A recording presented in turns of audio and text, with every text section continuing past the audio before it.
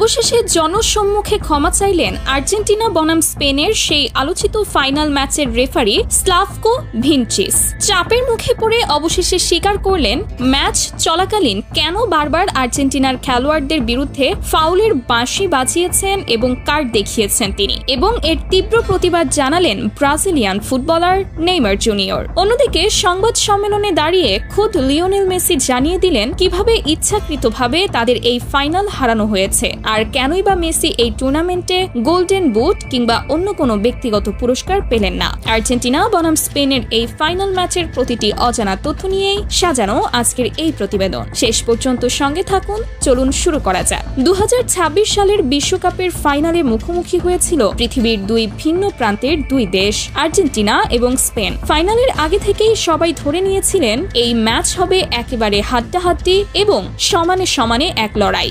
বাংলাদেশ সময় রাত 1টায় শুরু হয় এই মহা গুরুত্বপূর্ণ ফাইনাল। খেলার শুরুটাও হয়েছিল ঠিক তেমনই। আর্জেন্টিনা যথেষ্ট ভালো খেলছিল, স্পেনও নিজেদের সাধ্যমতো ভালো ফুটবল উপহার দিচ্ছিল, কিন্তু খেলার বয়স যখন 10 মিনিট পার হলো তখন থেকেই শুরু হলো এক রহস্যময় পরিবর্তন। আর্জেন্টিনা যেন হঠাৎ করেই নিজেদের স্বাভাবিক খেলার ছন্দ ভুলে গেল। একের পর এক ভুল পাস, উদ্দেশ্যহীন শট, বল কাকে দিচ্ছে কেন দিচ্ছে যেন কিছুই তারা বুঝে উঠতে পারছিল না মাঠে। অন্যদিকে স্পেনের খেলায় ছিল এক অন্যরকম সৌন্দর্য।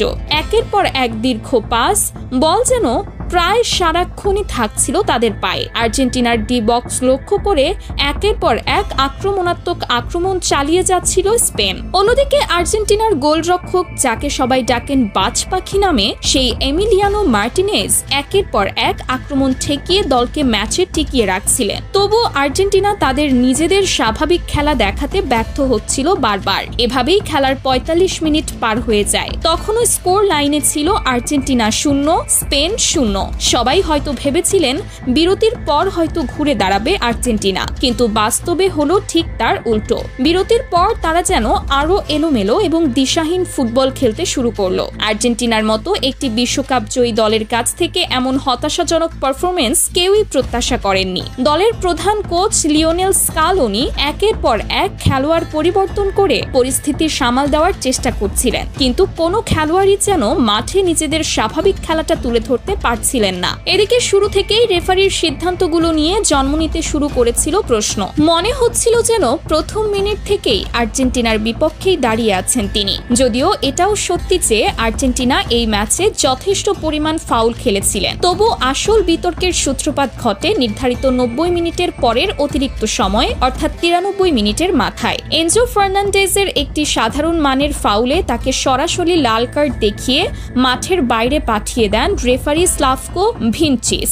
লাল কার্ডের সিদ্ধান্তের সঙ্গে সঙ্গেই মাঠে থাকা লিওনেল মেসি সহ বাকি খেলোয়াড় এবং মাঠের বাইরে থাকা কোচ লিওনেল স্কালোনি তীব্র প্রতিবাদ জানান। তারা দাবি করেন VAR প্রযুক্তির মাধ্যমে সিদ্ধান্তটি আরেকবার পর্যালোচনা করা হোক, কিন্তু রেফারি সেই দাবিতে কর্ণপাত করেননি। নিজের সিদ্ধান্তে অনড় থেকে লাল কার্ড প্রত্যাহার করেননি একবারের জন্য। এই মুহূর্ত থেকেই আর্জেন্টিনার খেলা আরো তলানিতে গিয়ে ঠেকে। স্পেনের মতো এত সুসংগঠিত এবং গোছানো একটি দলের বিপক্ষে মাঠে একটি খেলোয়াড় কম নিয়ে খেলাটা আর্জেন্টিনাকে ভেতর থেকে কুড়ে কুড়ে খেতে শুরু করে। ঠিক এই সুযোগেই স্পেনের ফরওয়ার্ড ফেরান তোরেস গার্সিয়ার একটি গোলে এগিয়ে যায় স্পেন। স্কোর লাইন তখন দাঁড়ায় 1-0। মাঠে থাকা লিওনেল মেসিকে সেদিন যেন নিজের চেনা ছন্দেই খুঁজে পাওয়া যাচ্ছিল না। মাঝে মধ্যে পায়ে বল এলেও নিজের সবটুকু দিয়ে চেষ্টা করেও বলটি স্পেনের গোলবারের দিকে সঠিকভাবে পাঠানোর সুযোগ তৈরি করতে পারছিলেন না তিনি। অন্যদিকে স্পেন তাদের আক্রমণাত্মক ফুটবল চালিয়েই যাচ্ছিল, আর 10 জনের আর্জেন্টিনা পড়ে যায় এক গভীর সংকটে।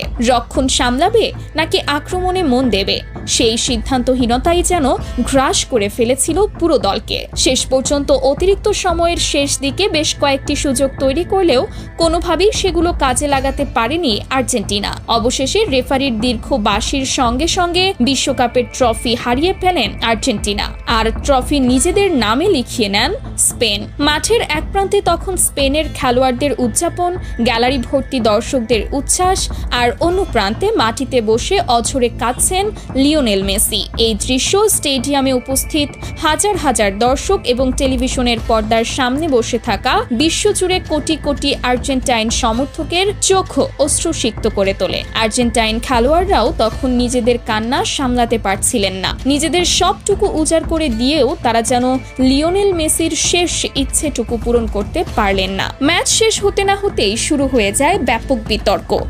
রেফারির এমন সিদ্ধান্ত কোনোভাবেই মেনে নিতে পারছিলেন না খোদ লিওনেল মেসি নিজেই। সংবাদ সম্মেলনে তিনি স্পষ্ট ভাষায় জানান, স্পেন তাদের সেরাটাই দিয়ে খেলেছে এবং তারা এই শিরোপার যোগ্য দাবিদার। কিন্তু রেফারির এমন একতরফা সিদ্ধান্ত কখনোই মেনে নেওয়া যায় না। মেসি আরও বলেন, ফাইনালের মতো এত গুরুত্বপূর্ণ একটি ম্যাচে লাল কার্ডের মতো এমন কড়া সিদ্ধান্ত নেওয়ার আগে বিষয়টি আরও গভীরভাবে পর্যালোচনা করা উচিত ছিল। এদিকে ফুটবল বিশ্লেষকরা আরও একটি বিতর্কিত দিক নিয়ে আলোচনা শুরু করছেন। তারা বলছেন, পুরো টুর্নামেন্ট জুড়ে সর্বোচ্চ 8টি গোল করা লিওনেল মেসিরই প্রাপ্য ছিল গোল্ডেন বুট পুরস্কার। অথচ ফাইনালের আগ পর্যন্ত এই টুর্নামেন্টে মেসি ছিলেন সর্বোচ্চ গোলদাতা। কিন্তু এর ঠিক পেছনেই লুকিয়ে আছে এক বড় ধরনের রাজনীতির গন্ধ। বিশ্বকাপের ঠিক আগের দিন অনুষ্ঠিত ব্রোঞ্জ পদক নির্ধারণী ম্যাচে মুখোমুখি হয়েছিল ফ্রান্স এবং ইংল্যান্ড। সেই ম্যাচে ফ্রান্স করে 6টি গোল আর ইংল্যান্ড করে 4টি গোল। অথচ পুরো টুর্নামেন্টে ফ্রান্স যেখানে ফাইনালে স্পেনের বিপক্ষে 1টি গোলও করতে পারেনি আর ইংল্যান্ড আর্জেন্টিনার কাছে 2-1 গোলে হেরে বিদায় নিয়েছিল, সেখানে হঠাৎ এই ব্রোঞ্জ পদকের ম্যাচে এত বিপুল সংখ্যক গোল হওয়াটা বিশ্লেষকদের কাছে বেশ সন্দেহজনক মনে হচ্ছে। অনেকেই মনে করছেন এই ম্যাচটি মূলত সাজানো হয়েছিল মেসির গোল্ডেন বুট বাতিল করার উদ্দেশ্যেই। এমনভাবে সেই ম্যাচ খেলা হয়েছে যাতে ফরাসি তারকা কিলিয়ান এমবাপ্পে সহজেই একাধিক গোল করে নিজের সংখ্যা বাড়িয়ে নিতে পারে এবং মেসির হাত থেকে গোল্ডেন বুট পুরস্কারটি ছিনিয়ে নিতে পারে, এমনটাই ধারণা করছেন ফুটবল বিশ্লেষকরা আরো বলছেন, গোল্ডেন বুট না হয় কিলিয়ান এমবাপ্পে বেশি গোল করে নিয়ম মেনেই জিতে নিয়েছেন, তাতে কারো তেমন আপত্তি নেই। কিন্তু পুরো টুর্নামেন্টে 8 গোল আর 4টি অ্যাসিস্ট করা সত্ত্বেও গোল্ডেন বল পুরস্কারটি পাননি লিওনেল মেসি, যার পুরোপুরি দাবিদার ছিলেন তিনি নিজেই। এই সম্মানসূচক পুরস্কারটি শেষ পর্যন্ত ওঠে স্পেনের অধিনায়ক ও মিডফিল্ডার রদ্রির হাতে। সেরা খেলোয়াড় হিসেবে গোল্ডেন বল জিতে নেন তিনি। আর ঠিক এখান থেকেই ক্ষোভ ছড়িয়ে পড়ে ফুটবল প্রেমীদের মাঝে। প্রায় সবার মুখেই একই কথা, ফিফা সরাসরি অন্যায় করেছে লিওনেল মেসির সঙ্গে, কারণ এই পুরস্কারের প্রকৃত ও পূর্ণ দাবিদার ছিলেন একমাত্র মেসি। বিশ্বকাপ শুরুর আগে থেকেই অনেকে বলে আসছিলেন ফিফা নাকি সবসময় আর্জেন্টিনাকে বাড়তি সুবিধা দিয়ে আসছিল, কিন্তু খোদ ফাইনালেই এভাবে আর্জেন্টিনার বিরুদ্ধে এমন এক সুপরিকল্পিত ষড়যন্ত্রের অভিযোগ ওঠাটা যেন সম্পূর্ণ ভিন্ন এক বাস্তবতা তুলে ধরে। এটা ঠিক যে আর্জেন্টিনা নিজেদের সামর্থ্য অনুযায়ী খেলতে পারেনি, রীতিমতো হতাশাজনক ফুটবল উপহার দিয়েছে সেটি। কিন্তু রেফারির এমন বিতর্কিত সিদ্ধান্তগুলো তাদের এই বিপর্যয়কে আরো গভীর করে তুলেছে বলেই মনে করছেন ফুটবল প্রেমীরা। এই ঘটনার পর থেকেই বিশ্বজুড়ে ফুটবল সমর্থকদের মধ্যে তুমুল বিতর্ক চলছে। একদল বলছেন খেলাধুলায় এমন পরিকল্পিত প্রভাব বিস্তারের অভিযোগ যদি সত্যি হয় তাহলে তা ফুটবলের প্রতি মানুষের বিশ্বাসকেই নাড়িয়ে দিতে পারে। আবার আরেক দল মনে করছেন হারের পর এই ধরনের অভিযোগ তোলা স্বাভাবিক এক প্রতিক্রিয়া। বাস্তবে হয়তো আর্জেন্টিনা নিজেদের ব্যর্থতার কারণেই হেরেছে। সংবাদ মাধ্যমের চাপ এবং সামাজিক যোগাযোগ মাধ্যমে ক্রমবর্ধমান সমালোচনার মুখে পড়েই এক প্রকার বাধ্য হয়ে মুখ খোলেন স্লাভকো ভিনচিচ। তিনি স্বীকার করেন ম্যাচ চলাকালীন কিছু সিদ্ধান্ত হয়তো ততটা নিরপেক্ষ ছিল না যতটা হওয়া উচিত ছিল। যদিও তিনি সরাসরি কোনো নির্দিষ্ট পক্ষকে সুবিধা দেওয়ার কথা অস্বীকার করেছেন, তবু তার এই স্বীকারোক্তি রীতিমতো বিস্ফোরক প্রতিক্রিয়ার জন্ম দিয়েছে ফুটবল বিশ্বে। অনেকেই প্রশ্ন তুলছেন ফিফার মতো একটি সংস্থার অধীনে এত বড় একটি টুর্নামেন্টের ফাইনালে এমন বিতর্কিত সিদ্ধান্ত কিভাবে সম্ভব হলো এবং কেন এতদিন পর্যন্ত বিষয়টি ধামাচাপা দেওয়ার চেষ্টা করা হয়েছিল। এই পুরো বিতর্কের মধ্যে ফিফার নীরবতাও প্রশ্নবিদ্ধ হয়ে উঠেছে। সংস্থাটির পক্ষ থেকে এখনো আসেনি কোনো আনুষ্ঠানিক বিবৃতি বা স্পষ্টীকরণ, আর ঠিক এই নীরবতাই আরো উস্কে দিচ্ছে ষড়যন্ত্র তত্ত্বকে। পরিসংখ্যানবিদরা বলছেন টুর্নামেন্ট জুড়ে মেসির ধারাবাহিকতা এবং গোল সংখ্যা বিবেচনায় নিলে তার চেয়ে বেশি যোগ্য দাবিদার আর কেউ ছিলেন না এই পুরস্কারের জন্য। অথচ শেষ মুহূর্তে ব্রোঞ্জ পদক ম্যাচের সেই ফলাফলের কারণে হিসেব পুরোপুরি বদলে যায়। এই বিষয়টি নিয়ে ফিফার কাছে আনুষ্ঠানিক তদন্তের দাবি জানিয়েছেন বহু সাবেক খেলোয়াড় এবং ফুটবল বিশেষজ্ঞ। তাদের মতে যদি সত্যিই প্রমাণিত হয় যে